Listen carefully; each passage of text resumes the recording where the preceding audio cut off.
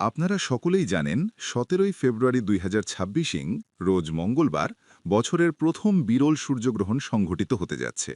কিন্তু আমরা অনেকেই জানি না ঠিক কটায় সূর্যগ্রহণটি শুরু হবে এবং ঠিক কটায় সূর্যগ্রহণটি শেষ হবে। সূর্যগ্রহণটি কত সময় যাবৎ স্থায়ী হবে, কোন কোন স্থান থেকে সূর্যগ্রহণটি দেখা যাবে, বাংলাদেশের কোন জেলায় ঠিক কটায় সূর্যগ্রহণটি শুরু হবে এবং বাংলাদেশের কোন জেলায় ঠিক কটায় সূর্যগ্রহণটি শেষ হবে, তাছাড়া ভারতের কোন প্রদেশে কখন সূর্যগ্রহণটি শুরু হবে এবং ভারতের কোন প্রদেশে কখন সূর্যগ্রহণটি শেষ হবে সে সম্পর্কে গুরুত্বপূর্ণ তথ্য পাবেন আজকের এই ভিডিও টিউটোরিয়ালের মাধ্যমে। সূর্যগ্রহণ নিয়ে আমাদের সমাজে অনেক প্রচলিত ধারণা রয়েছে। ওই সময় খেতে নেই, তৈরি করা খাবার ফেলে দিতে হবে, গর্ভবতী মায়েরা এ সময় কোনো কিছু কাটলে বা ছিঁড়লে ঠোঁট কাটা বাচ্চা জন্মাবে, কোনো কিছু ভাঙলে বা বাঁকা করলে সন্তান বিকলাঙ্গ হয়ে জন্ম নেবে, ইত্যাদি নানা ধরনের কথা প্রচলিত আছে আমাদের সমাজে। তবে সূর্যগ্রহণের সময় সকল ধর্মের মানুষের উচিত তাদের নিজ নিজ ধর্ম অনুসারে প্রার্থনা করা। তবে মূল আলোচনা শুরু করার পূর্বে একটি কথা না বললেই নয়। যারা এখনও আমাদের চ্যানেলটি সাবস্ক্রাইব করেননি, দেরি না করে এক্ষুনি সাবস্ক্রাইব করে ফেলুন এবং বেল বাটনে প্রেস করে রাখুন, যাতে করে নতুন কোনো ভিডিও আপলোড করার সাথে সাথে আপনারা নোটিফিকেশন পেয়ে যান। আর যারা অলরেডি সাবস্ক্রাইব করেছেন তাদেরকে অসংখ্য ধন্যবাদ। না টেনে পুরো ভিডিওটি দেখুন, ইনশাআল্লাহ অনেক গুরুত্বপূর্ণ তথ্য পাবেন আজকের এই ভিডিও টিউটোরিয়ালের মাধ্যমে। সূর্যগ্রহণ ও চন্দ্রগ্রহণ নিয়ে যুগ যুগ ধরে মানুষের মনে কৌতূহলের কোনো শেষ নেই। প্রত্যেক বছরই বিশ্ববাসী সূর্যগ্রহণ ও চন্দ্রগ্রহণের সাক্ষী হয়ে থাকেন। এই গ্রহণ শুভ না অশুভ, এই গ্রহণ মানুষের জীবনে কেমন প্রভাব ফেলতে পারে তা নিয়ে বিভিন্ন ধরনের সংস্কার বা কুসংস্কার প্রচলিত রয়েছে।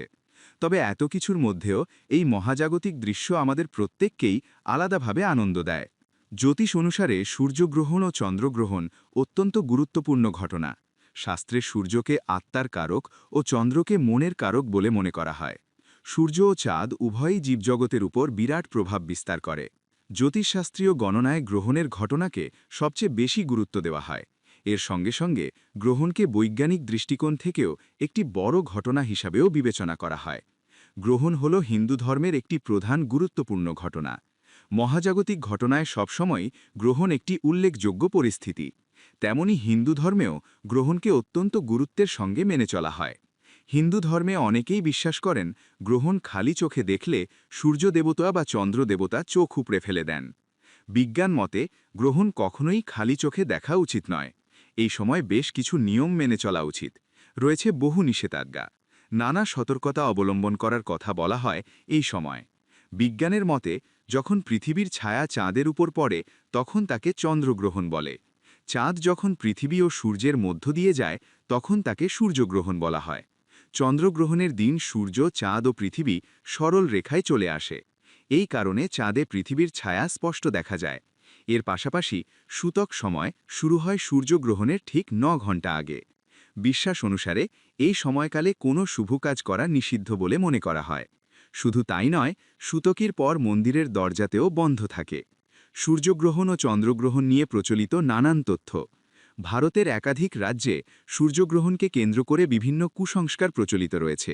অনেকেই মনে করেন গ্রহণের সময়, অর্থাৎ তা সূর্যগ্রহণ বা চন্দ্রগ্রহণ যাই হোক না কেন, সেই সময় খাবার খাওয়া বা রান্না করা শুভ নয়। পৌরাণিক কাহিনীতে এই সূর্যগ্রহণ ও চন্দ্রগ্রহণ নিয়ে বহু গল্প রয়েছে। বিশ্বের কোন কোন দেশে সূর্যগ্রহণ ও চন্দ্রগ্রহণকে অশুভ মানা হয়? ভারতের পাশাপাশি বিশ্বের অনেক দেশেও এই গ্রহণকে অশুভ বলে মনে করা হয়। বহুকাল থেকে প্রচলিত ধারণা অনুসারে কোরিয়ানরা মনে করেন সূর্যকে চুরি করে নিয়েছে কোনো এক রাক্ষসে কুকুর। কোরিয়ান লোকসঙ্গীতে এই সূর্যগ্রহণকে নিয়ে বহু সুর বাঁধা হয়েছে। পশ্চিম আফ্রিকার বেনিন ও টোগো উপজাতির মানুষেরা বিশ্বাস করেন যে গ্রহণ মানে সূর্য ও চন্দ্রের মধ্যে ক্রমাগত যুদ্ধ। প্রাচীন গ্রিসের পৌরাণিক কাহিনীতে মনে করা হতো সূর্যগ্রহণের ঘটনা মানেই কোনো না কোনো দেবদেবী রুষ্ট হয়েছেন, যার ফলে কোনো দুর্যোগের আশঙ্কা করা হতো।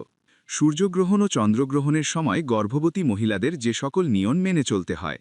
সূর্যগ্রহণ ও চন্দ্রগ্রহণের সময় গর্ভবতী মহিলাদেরও একাধিক নিয়ম মেনে চলতে বলা হয়। এই সময় তাদের বাড়ির বাইরে যেতে নিষেধ করার পাশাপাশি কিছু না খাওয়ার পরামর্শ দেন জ্যোতিষীরা।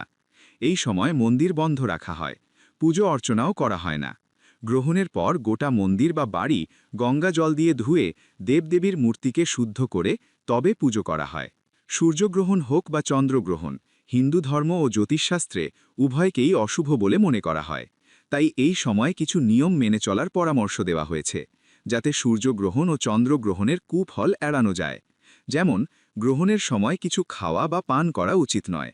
এছাড়াও তুলসী পাতা খাদ্যদ্রব্যগুলিতে রাখতে হবে, যাতে গ্রহণের খারাপ প্রভাব না পড়ে। গ্রহণের সময় নকারাত্মক শক্তি বৃদ্ধি পায়, যা মানুষের মনেরও প্রভাব ফেলে। তাই এই সময় বড় কোনো সিদ্ধান্ত নেবেন না। তর্ক এড়িয়ে চলুন, সম্ভব হলে ভ্রমণ করবেন না।